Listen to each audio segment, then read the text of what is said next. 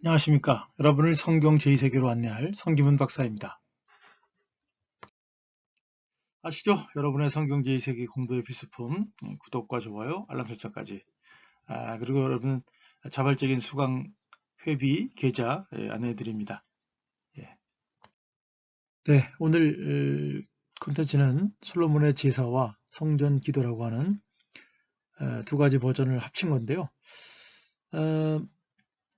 이 전문부에서는 성전에서의 제사 항목을 추가했고요. 번제에 대한 부연 설명을 삭제했습니다. 감사합니다. 네, 안녕하십니까. 오늘은 솔로몬 제물의 왕 1000번제 무엇이 문제인가를 살펴보도록 하겠습니다. 네, 강의 개요를 간단하게 살펴보면요. 첫 번째, 솔로몬이 기브온 산당에서 1000번제를 드린 이유. 두 번째는 1000번제는 가능한가. 세 번째는 1000번제는 적용이 가능한가.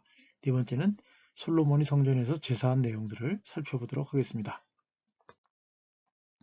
자, 솔로몬이 기브온 산당에서 제사를 드린 이유를 살펴볼게요. 열왕기상 3장에 보면 그때까지 여호와의 이름을 위한 성전이 아직 건축되지 않았으므로 백성들이 산당에서 제사하며 솔로몬이 여호와를 사랑하고 그의 아버지 다윗의 법도를 행하였으나 산당에서 제사하며 분향하였더라. 산당에서 제사할 수밖에 없었던 이유는 우리가 조금 전에 본문에서 살펴봤지. 첫 번째로 아직 성전 건축이 이루어지기 완성되기 전이었다고 하는 점이고요. 또 두 번째는 왕이 자발적으로 했다는 것이고, 세 번째는 거대한 큰 산당이 있었기 때문에 1000번제가 가능했다라고 하는 거죠. 여기 4절을 보시면 왕이 제사로 기브온으로 가니 거기는 산당이 큼이라.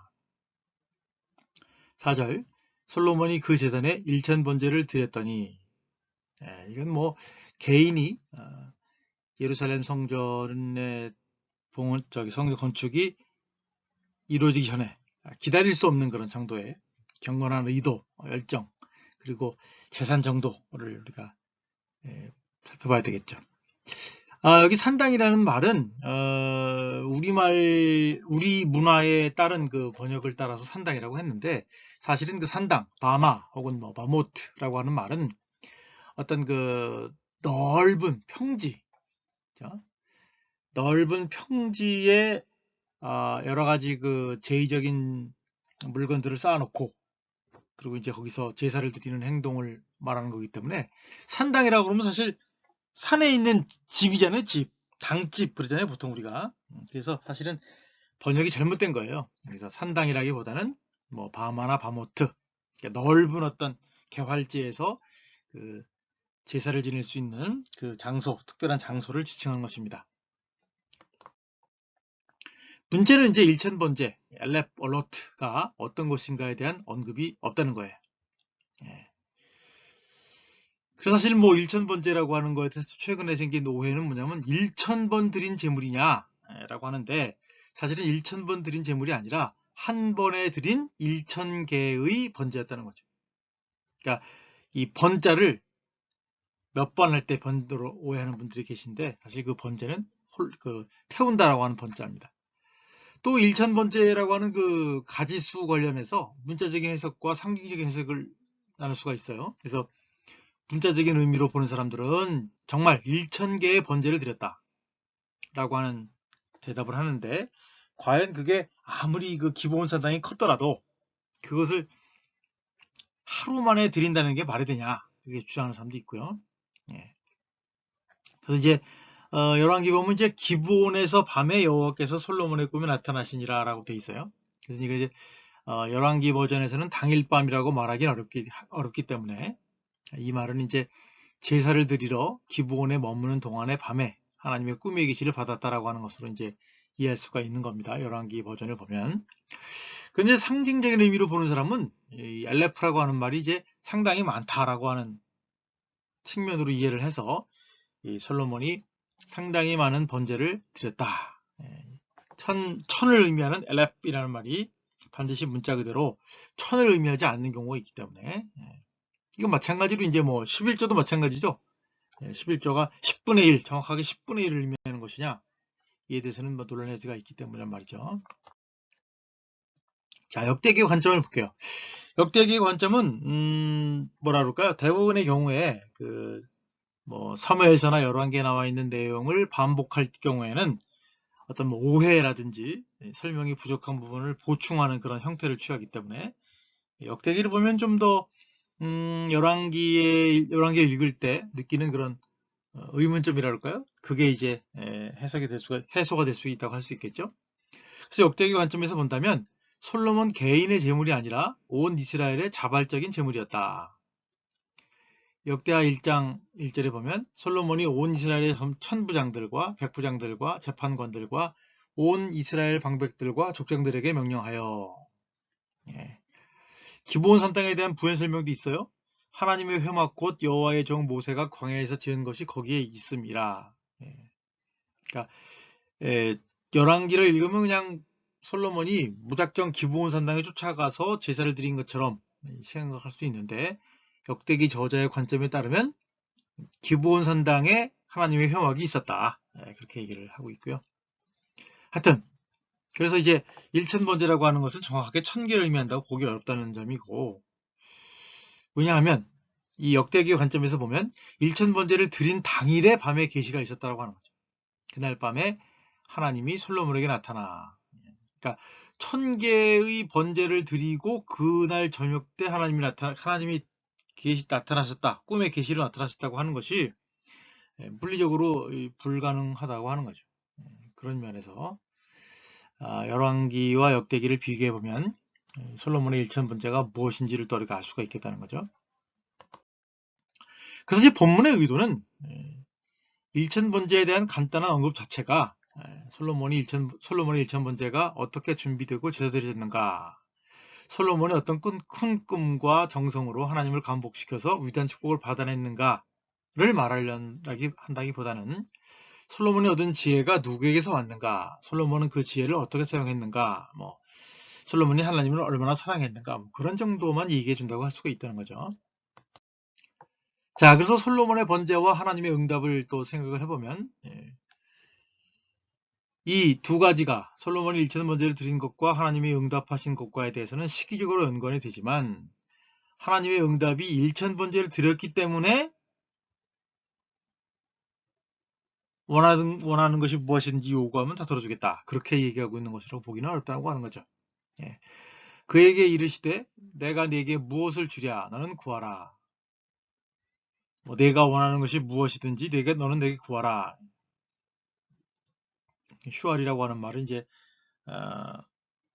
기도의 한 용어죠. 하나님께 어떤 것을 구하는. 보통은 이제 기도를 하면서 기도가 응답되면 무언가를 드리겠다라고 하는 것이 이제 정상적인데, 그죠? 그냥 먼저 제사를 드리고 꿈에 나타났는데 그거를 이제 일천번제와 연결시켜서 해석하기에는 좀 문제가 있다고 하는 거죠. 네, 그리고 두 번째, 일천번제는 가능한가? 그 이제 솔로몬 시대였다는, 또 기브온 산당이었다는 어떤 시공간적인 특징이 있었다고 하는 거죠. 그런 면에서 일시적인 것이었고, 또 의무적인 것이 아닌 개인적인 자발적인 것이었다고 하는 겁니다. 왕이나 온 국민이 정성을 모아서 드렸던 거대한 번제였다고 하는 것이죠. 이것은 이제 헌신을 상징합니다. 물론 이제 거대한 번제가 반드시 옳았다, 반드시 따라야 된다고 하는 것은 아니란 말이죠. 그 이유는 이제 더 이상의 일천번제는 없었다라고 하는 겁니다. 열왕기상 8장 25절에 보면 솔로몬이 여호와를 위하여 쌓은 제단 위에 해마다 3번씩 번제와 감사의 제물을 드리고 또 여호와 앞에 있는 제단에 분향하니라 라고 말하고 있고요. 두 번째로는 예루살렘 성전이 완성되어 봉헌되기 전이었다고 하는 점이고, 또 예루살렘 성전에서의 제사는 왕이 아니라 제사장에 의해서 주도하에 행해졌다고 하는 점이라고 하는 점이죠. 네, 세 번째로, 그렇다면 일천번제는 우리에게도 적용이 가능한가? 요즘 한국 교회에서 유행하는 1000번의 헌금이나 1000번의 기도나 1000번의 예배라고 하는 것이 자신이 바라는 간절한 소원을 이루는 방법이라고 말하는 것 자체가 그러한 점에서 본문의 의도를 벗어난 것입니다. 이것은 신자의 경건 혹은 제자 훈련의 수단과 방법으로 옳고 그름을 논하기보다는 본문 해석의 문제를 먼저 심각하게 생각해야 한다고 하는 점이죠. 네, 이제 마지막으로 과연 솔로몬은 그러면 성전을 봉헌한 후에 예루살렘 성전에서 어떤 제사를 드렸는가? 예, 이 열왕기 본문은 아주 간단하게 얘기를 하고 있어요. 물론 기브온에서보다 더 많은 제물을 드리긴 했지만 그 종류는 또 다르다고 할 수가 있겠죠.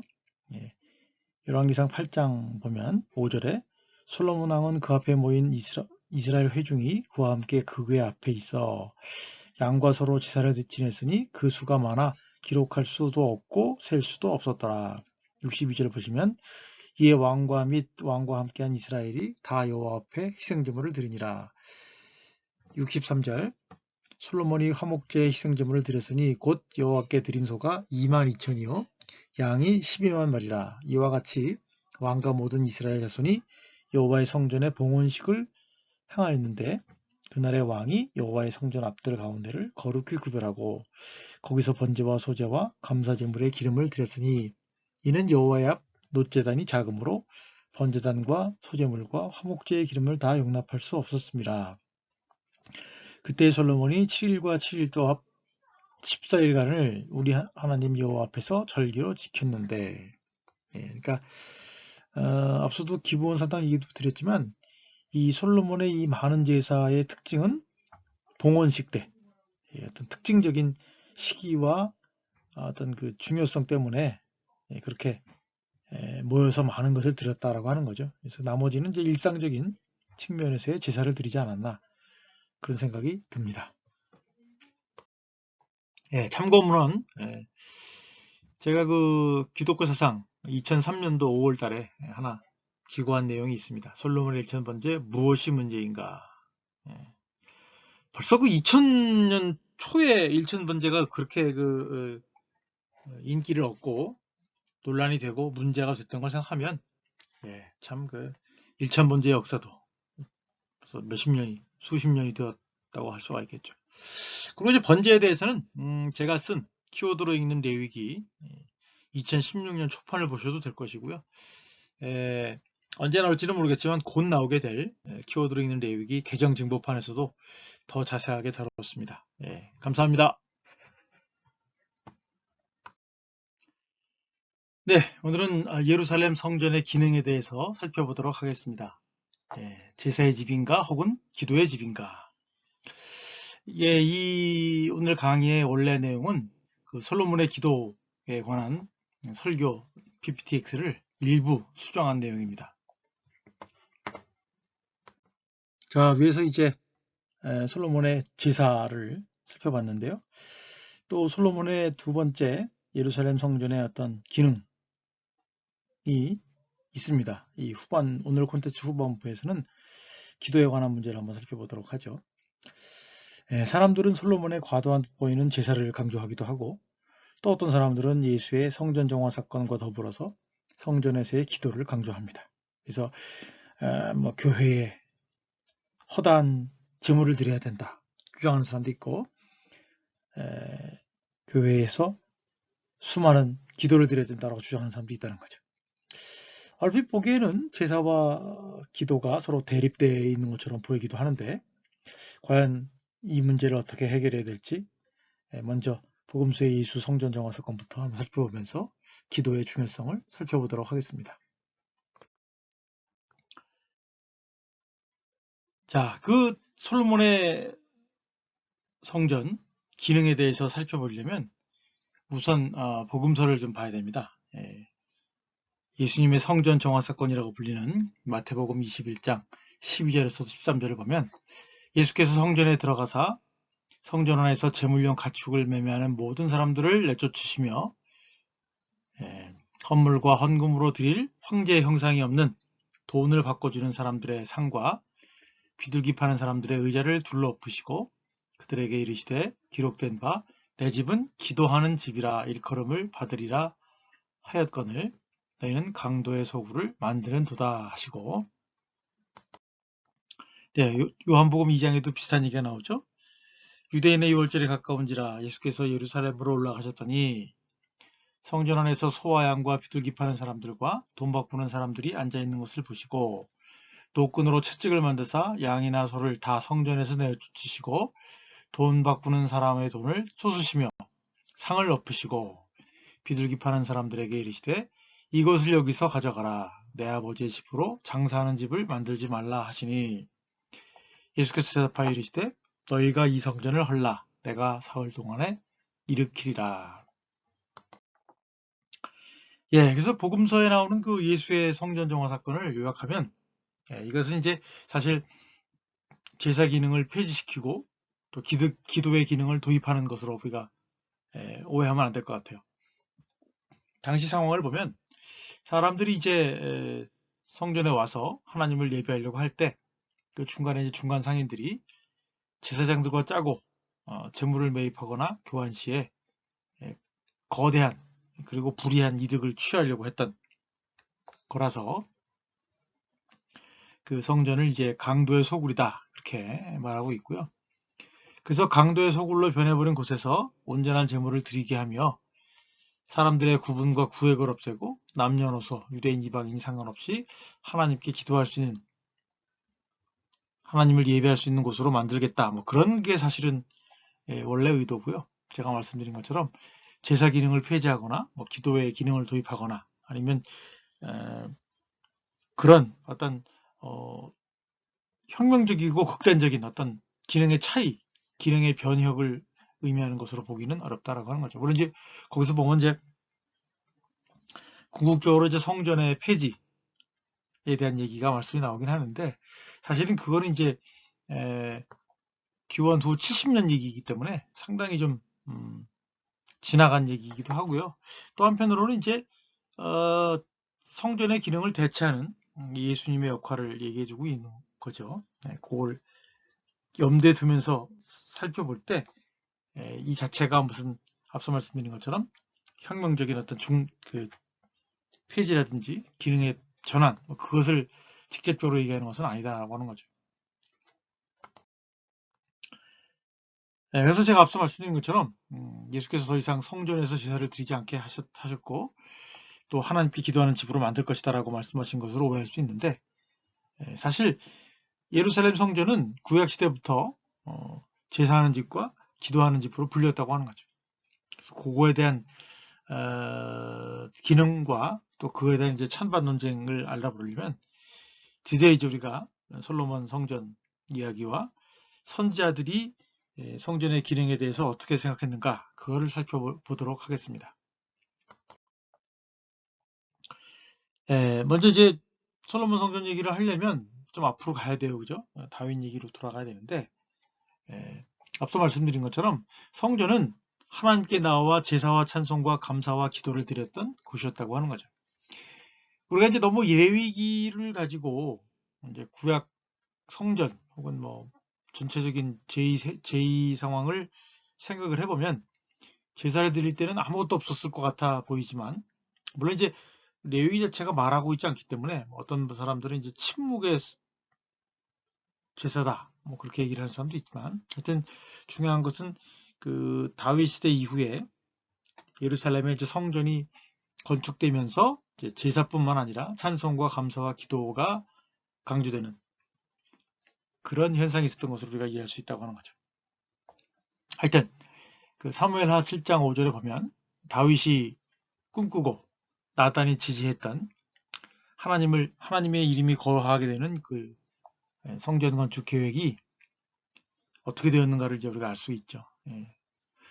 5절부터 이제 7절까지 보시면 내가 나를 위하여 내가 살 집을 건축하겠느냐 내가 이스라엘 자손을 애굽에서 인도하여내던 날부터 오늘까지 집에 살지 아니하고 장막과 성막 안에서 다녔나니 이스라엘 자손과 더불어 다니는 모든 곳에서 내가 내 백성 이스라엘을 먹이라고 명령한 이스라엘 어느 지파 가운데 하나에게 내가 말하기를 너희가 어찌하여 나를 위하여 백향목 집을 건축하지 아니하였느냐라고 말하였느냐라고 말씀하셨죠. 그런 면에서 보면 하나님이 성전 건축을 요구하신 적도 없고 또 다윗의 어떤 계획을 수용하지도 않으시는 것이 명확하게 나타난다고 하는 거죠. 이제 그러다가 이제 솔로몬 시대에 들어서서 이제 성전 건축 계획이 구체화됩니다. 왕상 8장 17절에서 19절에 보면 내 아버지 다윗이 이스라엘의 하나님 여호와의 이름을 위하여 성전을 건축할 마음이 있었더니 여호와께서 내 아버지 다윗에게 이르시되 내가 내 이름을 위하여 성전을 건축할 마음이 있으니 이 마음이 내게 있는 것이 좋도다. 그러나 너는 그 성전을 건축하지 못할 것이요 내 몸에서 나을 내 아들 그가 내 이름을 위하여 성전을 건축하리라 라고 말씀했다고 이제 솔로몬이 얘기를 한 거예요. 그러면서 이제 왕상 8장 29절 30절에 보면 주께서 전에 말씀하시기를 내 이름이 거기 있으리라 하신 곳 이 성전을 향하여 주의 눈이 주야로 보시오며 주의 종이 이곳을 향하여 비는 기도를 들으시옵소서. 주의 종과 주의 백성 이스라엘이 이곳을 향하여 기도할 때에 주는 그 간구함을 들으시되.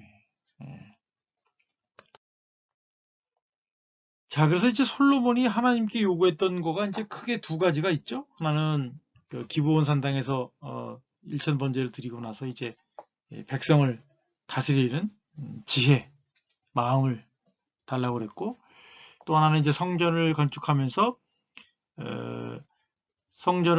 성전에서 혹은 성전을 향하여 기도하는 그 기도가 응답되게 해달라고 이제 두 가지 크게 이제 하나님께 요구한 내용이 나옵니다.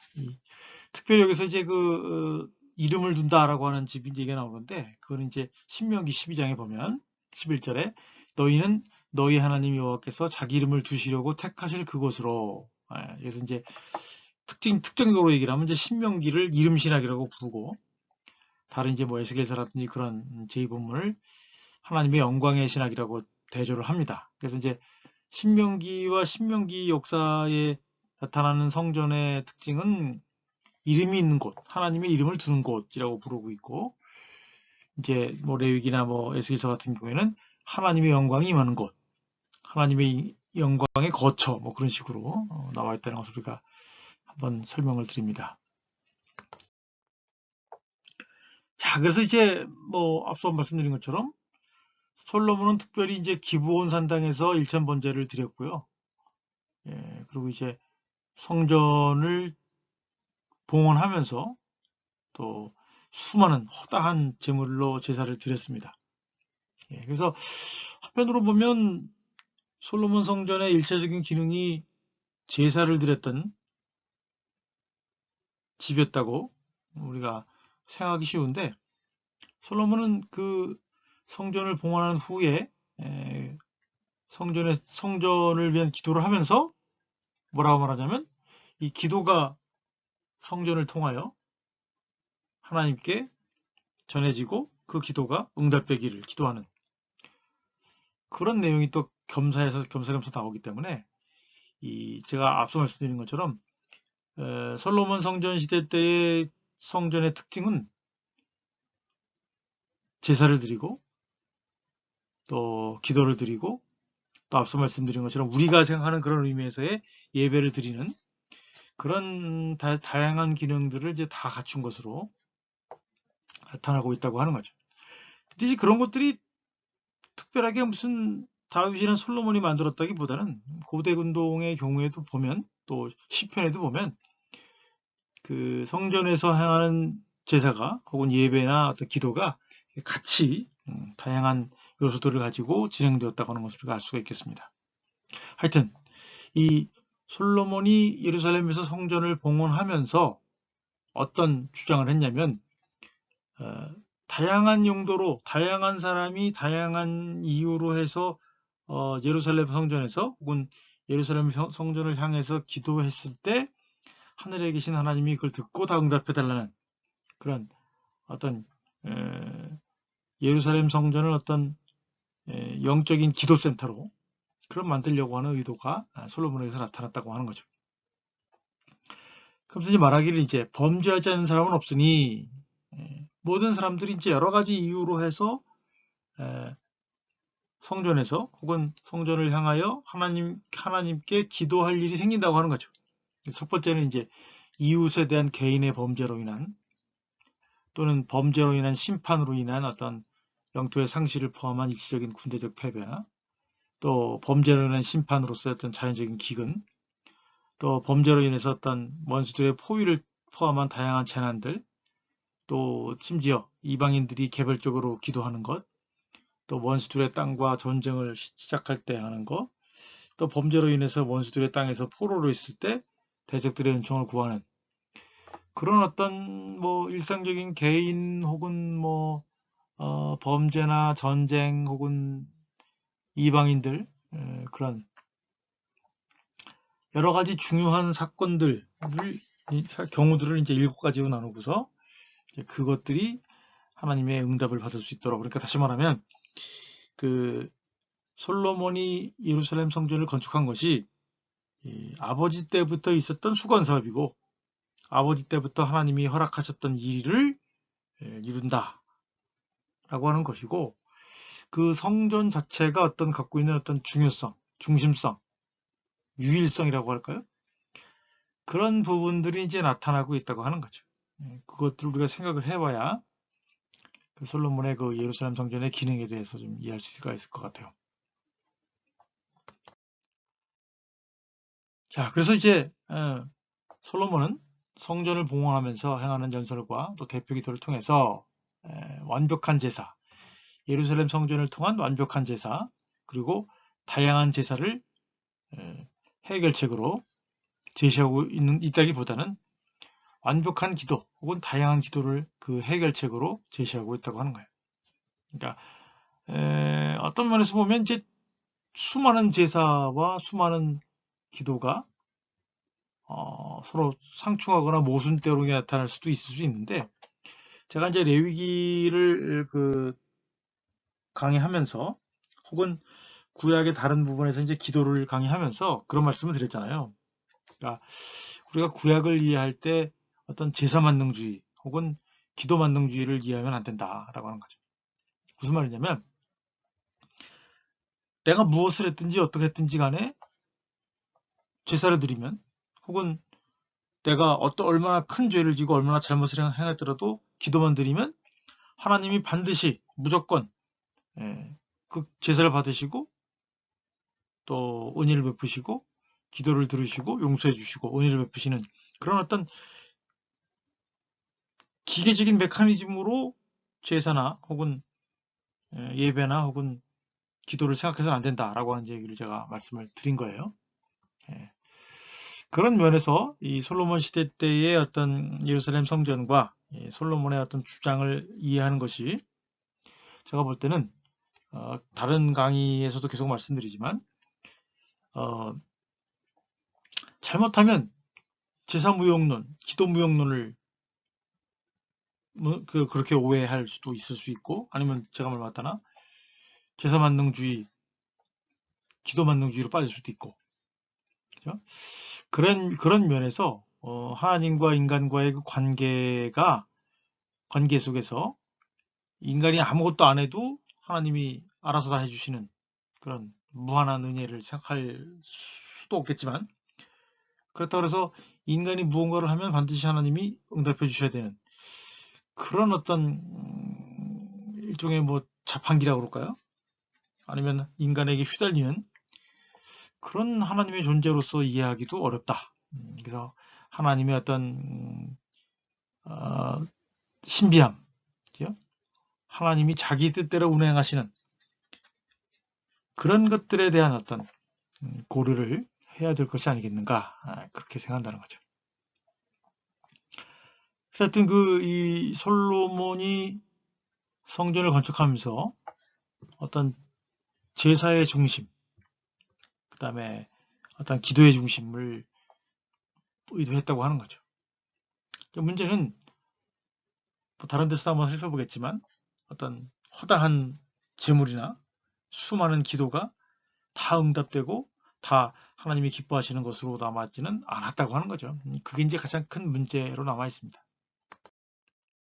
자, 그래서 이제 이런 솔로몬의 허다한 제사와 또 완벽함을 추구하는 그런 기도에 대한 요구에 대해서 하나님이 이제 뭐라고 대답하시느냐, 왕상 9장 6절부터 9절에서 만일 너희나 너희 자손이 아주 돌아서서 나를 따르지 아니하며 내가 너희 앞에 둔 나의 계명과 법도를 지키지 아니하고 가서 다른 신을 섬겨 그것을 경배하면 내 이름을 위하여 내가 거룩하게 구별한 이 성전이라도 내 앞에서 던져버리리니 여호와께서 무슨 까닭으로 이 땅과 이 성전에 이와 같이 행하셨는고 하면 그들이 그들의 하나님 여호와를 버리고 다른 신을 따라가서 그를 경배하며 섬김으로 여호와께서 이 모든 재앙을 그들에게 내리심이라 하리라.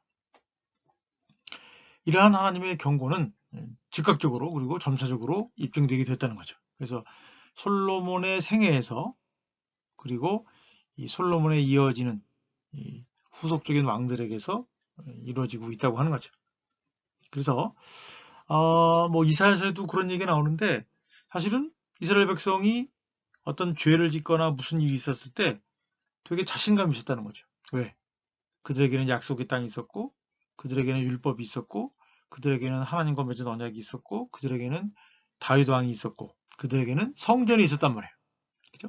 그런데 결국은 그 모든 것들이 다 무의로 돌아가고 결국은 약속의 땅에서 쫓겨나게 되는 그런 상황에까지 이르게 되었다는 것이 사실은 우리가 알고 있는 이스라엘의 어떤 슬픈 역사라고 하는 거죠. 자, 그래서 이사야서 1장 15절을 보면 사람들이 성전에 모여서 제물을 드릴 때 너희가 기도하려고 성전을 향하여 손을 펼 때 내가 내 눈을 너희에게서 가리고 너희가 많이 기도할지라도 내가 듣지 아니하리니 이는 너희의 손에 피가 가득함이라. 그래서 우리가 그 사무엘서 같은 데 보면 이제 나오잖아요. 그 하나님은 순종을 원하고 허다한 제물을 원하지 않는다. 그런 말이 나오는데 여기 보면 뭐라 그래요? 허다한 제물과 함께 허다한 기도도 내가 듣지 않을 것이다. 그렇게 얘기를 하고 있다는 거예요. 그러니까 사실은 하나님을 예배하고 하나님과 대화하는 중요한 수단이 성전에서의 제사와 성전에서의 기도였지만 그렇다고 해서 그것이 앞서 말씀드린 것처럼 무조건적으로 기계적으로 하나님이 응답하셔야만 하는 그런 메커니즘은 아니었다고 하는 거죠.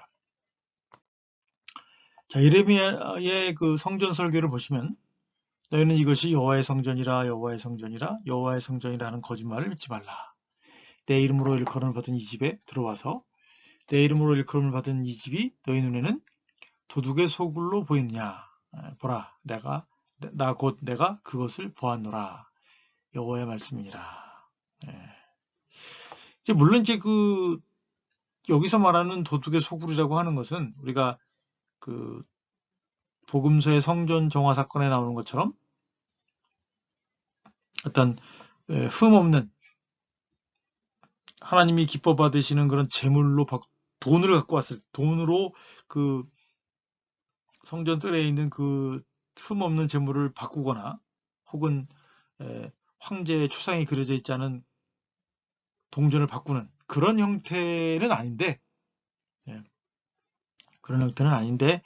이스라엘 백성들이 이제 악을 행하고 그러면서도 불구하고 이제 열심히 제사는 드리는 열심히 기도는 하는 그런 배경 속에서 이제 예루살렘 성전을 도둑의 소굴이라고 부르는 거라는 점에서 복음서와는 좀 차이가 있죠. 자, 그리고 이제 이사야서 설교 중에서 56장 7절입니다. 내가 곧 그들을 나의 성산으로 인도하여 기도하는 내 집에서 그들을 기쁘게 할 것이며 그들의 번제와 희생을 나의 제단에서 기꺼이 받게 되리니 이는 내 집은 만민이 기도하는 집이라 일컬음이 될 것이다. 여기 보면 이제 다 나오잖아요. 기도하는 거, 제물을 드리는 거, 그걸 하나님이 이제 기뻐하시다라고 하는 거죠. 그래서 이제 여기서 중요한 점은 이제 내 집이 만민이 기도하는 집이다. 만민이 기도하는 집이다. 주로 이제 뭐 기도원, 그죠? 뭐 기도원이나 무슨 교회를 지칭할 때 만민이 기도하는 집이라고 그렇게 얘기를 하는데 그거는 약간 좀 문맥을 벗어난 그거입니다. 그러니까 앞서 말씀드린 것처럼 예루살렘 그 솔로몬이 만든 예루살렘 성전 자체가 예배하는 제물을 드리는 기도하는 집이었다고 하는 거예요. 그래서 여기서 이제 중요한 것은 만민이 기도하는 집이라고 하는 거죠. 만민이. 아마 이 이사야의 문맥에서 56장의 문맥에서 보면 이제 그 어떤 사람이든지 간에 와서 제물도 드리고 하나님께 기도도 드리고 일종의 예배하는 그런 공동체가 될 것이다라고 하는 얘기로 우리가 보아야 될 것 같습니다. 자, 성전 제사와 기도의 특권을 다시 한번 생각해 보면요, 우리가 이제 일반적으로 기도를 시키거나 기도할 때 기도를 시키는 게 좀 부담이 되거나 혹은 기도할 내용이 없어서 사람들이 부담을 느끼지, 구약 시대나 신약 시대에서 얘기하고 있는 것 같은 그런 특권 의식이나 의무 의식 같은 건 없는 것 같아요. 그죠? 그러나 이제 구약 성경과 신약 시대에서 말하는 하나님을 예배하고 기도하는 것은 누구나 모두에게 허락된 것은 아니었다고 하는 거죠. 이것은 이제 이스라엘이라고 하는 선민만의 특권이고 의무였습니다. 그래서 심지어 솔로몬은 예루살렘 성전이 이방인들을 위한 성전이 되는 것도, 이방인들의 기도가 상달되는, 전해지는 그런 성전이 되는 것도 고려하고 있다고 하는 점이죠. 신약 시대에는 여성과 이방인들도 성전에 나와 예배하고 기도하는 것이 허락되었다고 하는 거죠. 물론 이제 제약은 있었지만 그런 면에서 어떤 그런 제약과 그런 차별이 없는 그런 측면에서의 만민이 기도하는 집이다. 만민이 하나님께 나와서 제사하고 예배하고 기도하는 집이라고 하는 말이라는 얘기죠. 자, 결론을 내리도록 하겠습니다. 솔로몬 이후로 예루살렘 성전에서 행해진 많은 제사와 많은 기도가 반드시 응답된 것은 아닙니다. 슬프게도. 그것은 이제 이스라엘 사람들이 우상을 숭배하고 죄악 가운데 드린 제사와 기도가 무효라고 하는, 하나님이 기뻐하지 않으시는, 하나님이 듣지 않으시는 것이었다고 하는 거죠. 그래서 무효였다고 하는 거예요. 그래서 결국 이로 인해서 독점적으로 이스라엘 사람들이 예루살렘 성전에서 행했던 제사와 기도가 멈춰지는 날이 성전이 파괴되면서 이제 이스라엘 역사 가운데서는 크게 두 번 있어진 거고, 사실은 열왕기에 보면, 그죠?